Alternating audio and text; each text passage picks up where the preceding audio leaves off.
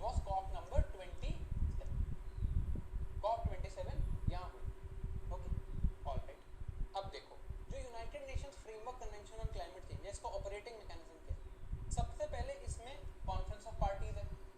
जितने भी states that are parties to the overall convention, जो UNFCCC की पार्टीज हैं, जितनी भी states, they are all part of the COP and the COP is the supreme decision making body. ये हमने देख लिया. हर साल कॉप की मीटिंग होती है. इंडिया में कब हुई थी? 2002 में COP 08. अभी कौन सा चल रहा है? COP 27. नेक्स्ट ईयर कौन सा है? COP 20. Okay. Then there is CMP. CMP is conference of parties serving also. मतलब अब देखो क्या हो रहा है, I just explain to you. जो United Nations Framework Convention on Climate Change है, ये तो कन्वेंशन है. इसी के अंडर एक चीज है कॉल्ड क्योटो प्रोटोकॉल. ये हम भी आज पढ़ेंगे. इसी के अंडर एक चीज है जिसे हम कहते हैं पेरिस एग्रीमेंट. ये भी हम आज पढ़ेंगे.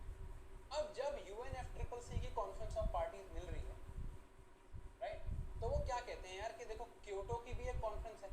क्योटो प्रोटोकॉल को अग्री करने वाली भी काफी पार्टीज हैं और पेरिस एग्रीमेंट को अग्री करने वाली भी काफी पार्टीज हैं. And majority of them are common.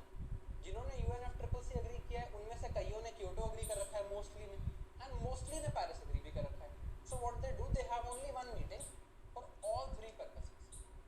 So if one meeting is held, that one meeting serves A as the conference of parties for the UNFCCC, 2 as the conference of parties या conference of agreeing parties to the Kyoto Protocol, 3rd conference of parties for the Paris Agreement. Okay, तो यहाँ पे यही लिखा है that this meeting जो एक जगह होती है, it also serves as the implementation arm of the Kyoto Protocol, also serves as the implementation arm of the Paris Agreement. CMP means conference of parties serving as the meeting of parties. The conference of parties, it is serving also as the meeting of parties for the protocol. So CMP and conference of parties is also serving as the meeting of parties.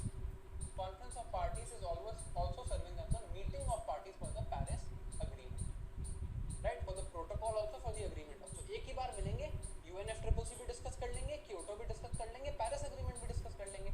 Why do you have to meet thrice? So this is the operating mechanism. Okay, all right. Now, Kyoto Protocol कहाँ adopt हुआ? Kyoto में, Japan में 1996. Which was this? This was COP 3. Okay. Now, अब ये आपने ध्यान से समझना. So the Kyoto Protocol is the only global treaty which has binding limits on greenhouse gas emissions. This is the only global treaty that has binding limits on greenhouse gas emissions. India ने ratify कर दिया 2002 में. USA ने कभी भी ratify नहीं किया. And Canada it withdrew इन 2012. इसने राटिफाई तो किया बट 2012 में इट विड्रू. अब क्योटो के पीछे जो बेसिक प्रिंसिपल है, that principle is called common but differentiated responsibility, CBDR, common but differentiated responsibilities. अब CBDR का क्या मतलब है? CBDR का मतलब मैं आपको ऑलरेडी समझा चुका हूँ. That everybody has a common responsibility to stop climate change, but the responsibility will be differentiated on the basis of your ability or your country's ability. So you have a common responsibility for everyone, but the responsibility it will be differentiated based on your ability. हमने देखा था India was claiming what? CBDR RC, common but differentiated responsibilities based on